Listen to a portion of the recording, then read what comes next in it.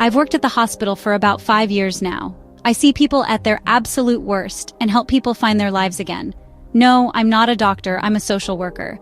I mainly work out of the emergency room. Most of the time it's blood and gore. Other times, though, it's pure mystery and utter sadness. One rainy spring night, a child was sent by helicopter from a rural town. The child was around 12 months old and had not been breathing for over 20 minutes. Emergency crews continued to try to give measures to help save this child's life. After over an hour of work, the child passed away. That's where I come in. I received a call from the nurse in charge of the patient. "Hey Kaylee, I've got a kid down here that just expired.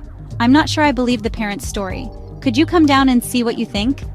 Most of the time when I deal with suspected abuse, I talk with the family and try to determine whether a call needs to be made to the abuse hotline.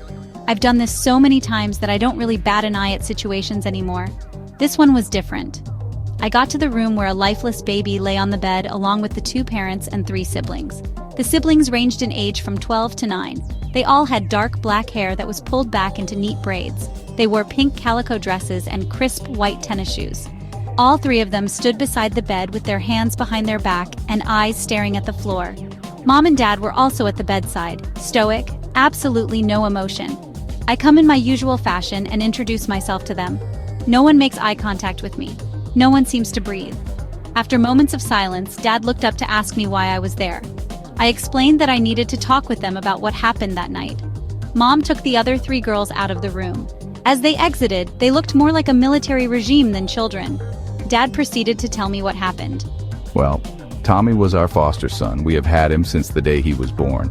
We have loved him and had him be a part of our family for over a year. We were close to being able to adopt him. Anyway, you want to know what happened? My family and I were at an amusement park today. Tommy had such a great time. We got home around 6 p.m., which is when Tommy usually takes a nap. My wife took Tommy into his crib and laid him down. My wife went to take a shower, and the girls prepared for bed. Tommy and our 2 youngest girls share a room together. We have a small house and just don't have the room right now. Tommy usually wakes up around 10 p.m. for a bottle. He hasn't developed as quickly as other kids and needs the extra nutrients. He was still asleep when the girls went into the room at 9 p.m., so I didn't disturb him. My wife and I sat down on the couch to relax and drink our tea. We accidentally fell asleep. When we woke up, it was 2 a.m. We didn't hear Tommy and got concerned.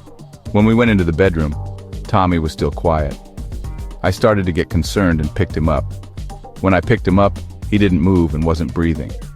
I took him out in the hallway and saw that he was blue around his lips. My wife called 911, and then we came here. I don't know what happened. We accidentally fell asleep.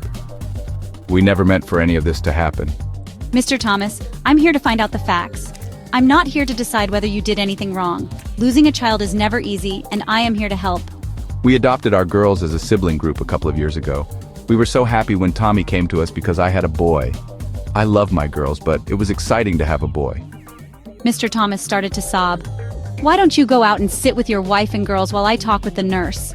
I went to find the nurse to see what information she thought didn't match up. Without saying anything, she took me back into the room with the child and shut the door. She brought me closer to the table and turned the child so that I could see his back. The child's back was covered in bruises. I had never seen anything this bad before. The nurse felt like the parents weren't being truthful. Someone wasn't being truthful. I just didn't know who it was yet. The nurse tuned the child back over. He was beautiful, a head full of blonde curls. What happened to him? I headed back to the family waiting area to talk with the parents again.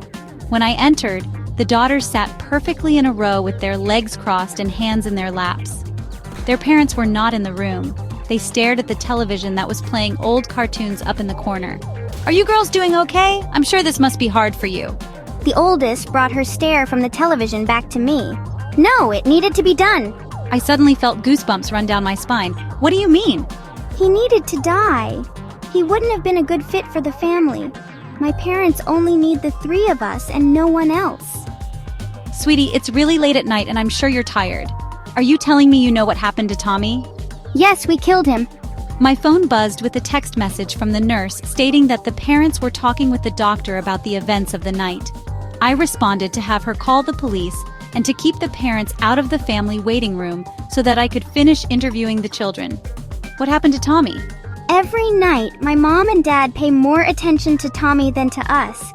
Before he came to our house, they did anything we wanted them to. Our first parents died.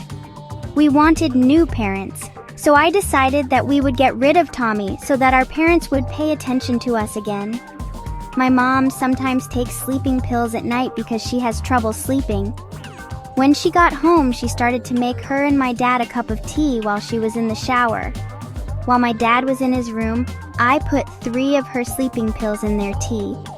I knew this would give us enough time after they fell asleep to get rid of Tommy.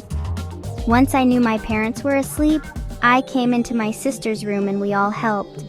Katie held the pillow over Tommy's face so that his screaming wouldn't wake up my parents. When we were with our first parents, I watched my first dad kill a bird once by hitting it with a big rock on its back. So that's what I did. I took a big rock from outside and hit Tommy on the back until he quit moving. My heart was racing by the time she quit telling her story. I was speechless. Just then, I heard a knock at the door of the waiting room. It was the police. I asked the officers to stay with the children while I talked with another officer. The social worker was called that works with children in foster care and that are adopted. As the worker walked through the door, she said, "Claire killed him, didn't she?" The worker proceeded to tell me that Claire had a disorder that made her incapable of forming bonds with caregivers. Claire had been going to counseling to work through these behaviors, and it came to the point where she didn't want anyone besides her and her sisters to have her parents' attention. Her behavior had gotten worse, though. She had started killing small animals. Now she killed a child. As the worker walked through the door, she said, "Claire killed him, didn't she?" The worker proceeded to tell me that Claire had a disorder that made her incapable of forming bonds with caregivers. Claire had been going to counseling to work through these behaviors, and it came to the point where she didn't want anyone besides her and her sisters to have her parents' attention. Her behavior had gotten worse, though. She had started killing small animals. Now, she killed a child. Claire stared at me as I walked back toward the elevators. I stepped in and locked gaze with her. With her eyes burning into mine, she smiled as the doors came to a close. I had never been more terrified of a child. I have never had a case like this since, and I hope I never do.